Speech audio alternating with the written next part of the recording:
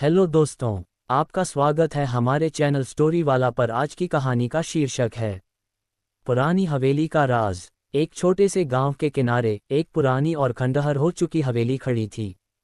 गांव के लोग कहते थे कि इस हवेली में आत्माएं रहती हैं।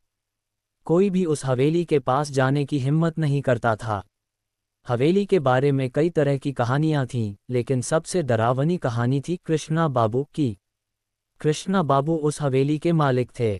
कहते हैं कि उनके पास अथाह संपत्ति थी, लेकिन उनका दिल पत्थर जैसा कठोर था।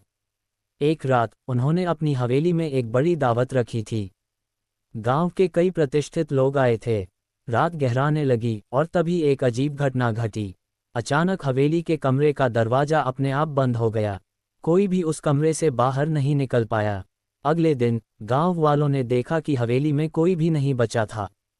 सभी मेहमान गायब हो गए थे और कृष्णा बाबू की लाश हवेली के बगीचे में पाई गई। उनके चेहरे पर भय और दर्द की छाप थी। गांव वालों ने कहा कि कृष्णा बाबू के लालच और बुरे कर्मों के कारण उन्हें श्राप मिला था। तब से हवेली में अजीब आवाजें सुनाई देने लगीं। रात में किसी के चलने की आवाज, दरवाजों के खुद ब खुद खुलने बंद होने की आवाजें और कभी कभी किसी औरत के चीखने की आवाज। कई सालों तक हवेली खाली पड़ी रही, लेकिन फिर एक दिन शहर से आए कुछ युवा दोस्त वहां रात बिताने का फैसला करते हैं। उन्हें इस तरह की कहानियों पर यकीन नहीं था। वे सब हंसते हुए हवेली में चले गए और रात में पार्टी करने लगे।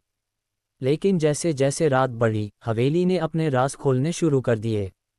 उनके फोन बंद हो गए, रोशनी अचानक बुझ गई और ठंडी हवा में किसी की फुसफुसाहट सुनाई देने लगी।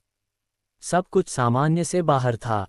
और फिर उनके सामने प्रकट हुआ कृष्णा बाबू का भूत। उनकी आत्मा उस हवेली में फंसी हुई थी और वो किसी को भी वहां से जिंदा नहीं जाने देना चाहता था। दोस्तों ने बचने की बहुत कोशिश की, लेकिन हवेली के दरवाजे अब बंद हो चुके थे। सुबह होते ही गांव वालों ने हवेली के सामने सिर्फ उनके टूटे हुए सामान और दरवाजों पर खून के निशान देखे। हवेली का राज फिर से कायम रहा और उसे कोई कभी नहीं जान पाया। कहते हैं कि जो भी उस हवेली में जाता है वो कभी वापस नहीं आता। देखने के लिए धन्यवाद।